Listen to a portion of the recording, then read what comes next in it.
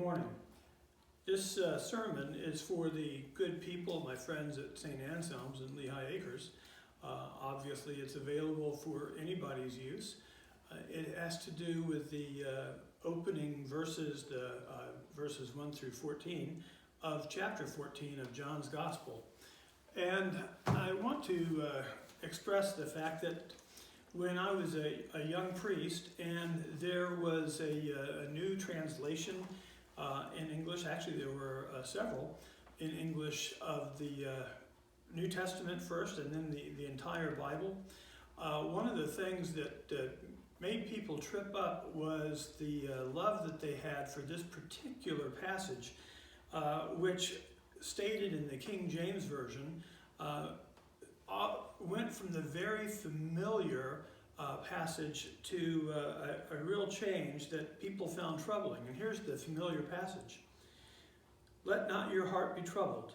Ye believe in God, believe also in me. In my Father's house are many mansions. If it were not so, I would have told you, I go to prepare a place for you. And then in the new RSV, it states, Jesus saying, do not let your hearts be troubled. Believe in God, believe also in me. In my Father's house there are many dwelling places. If it were not so, would I have told you that I go to prepare a place for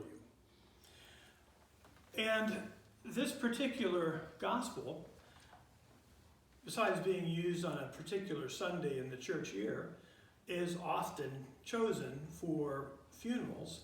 And when people would hear dwelling places and not mansions, their ears would perk up in an uncomfortable sense that they didn't like what they were hearing. It felt like something really important had changed. I remember, of course, that there were many jokes about the mansion in heaven. One in particular about somebody died. I forget whether it was a pope or an attorney. Went to heaven and was shown his small place that was going to be prepared for him. And as he was journeying along, saw a big mansion and, oh, who's that? And the answer was, well, it was either a pope or an attorney. Saying, we don't get a lot of those up here. So, so the joke about having a mansion was still in circulation, meaning it was still important for people. And let's talk about the fact that the English King James Version was just like the English New RSV version that we have in more of a modern era, and meaning it's a translation. The New Testament was not written in English. This was written in Greek, and the word for mansion is mansio, and that's where we get mansion. But it really just simply means a room or a abiding place with God. And so because we tripped all over the fact that it made our memories feel wrong, we lost sight of the fact of what's going on in the gospel itself. And that's what I'd like to pay attention to. When Jesus said these really wonderful words, do not let your hearts be troubled, he was casting lines of assurance to the disciples who were starting to feel uncertain and afraid because they were surrounded by uncertainty and death. Does that sound familiar to you? Surrounded by uncertainty and death is what is going on in our lifetimes right now. And in this particular gospel, that is the setting. Why would Jesus be saying, do not let your hearts be troubled? Well, he had just talked to Peter and saying, very truly, you will deny me. You will deny me after you have heard the cock crow 3 times, and then immediately do not let your hearts be troubled. So he was talking to Peter, but then when he says, do not let your hearts be troubled, he's talking to all of the disciples. Said another way, he's talking to the church. And Thomas even goes on and saying, well, Lord, how can we know where you're going? We don't know the way. The word "the way" in the New Testament times was often used as a way to describe the Christian movement itself. The way was the journey with Christ. And so the disciples were troubled, and they were troubled in their spirits. And Jesus, on the night before he would be arrested and crucified, was offering assurance and peace to them. If you pay attention to these verses, starting at 15, that you'll hear next week, it goes on to a promise about the Paraclete, the Comforter, that will be with them forever. A promise to the church that no matter what goes on with uncertainty, with death, with cloudy thoughts, with fear, that Christ's presence through God will be available with us at all times right now.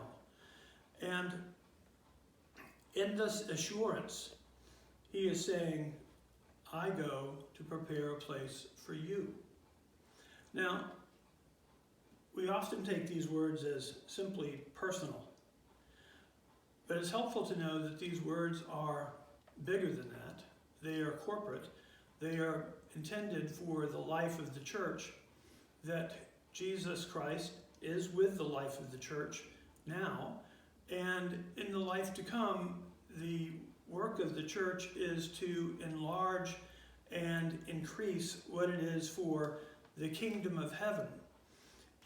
Jesus doesn't use that type of language in John's gospel, but it's the same type of understanding that Christ is fulfilling that we find in the other gospels. This is about the kingdom of heaven living.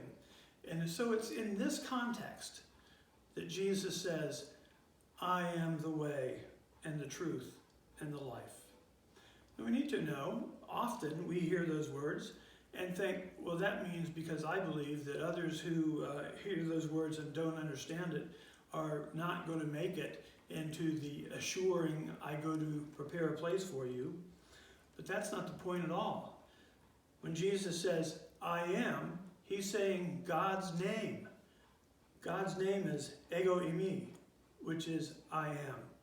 And every time in John's gospel when we hear ego eimi, I am, we pay attention because Jesus is claiming that personal, ongoing relationship with God who is with us through Christ.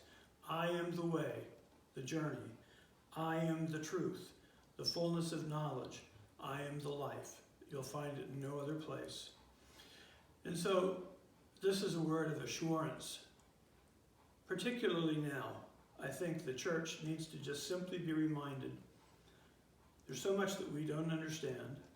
There's so much fear. There's so much uncertainty. But the promise of Christ to the church has never changed. I am the way and the truth and the life. Do not let your hearts be troubled.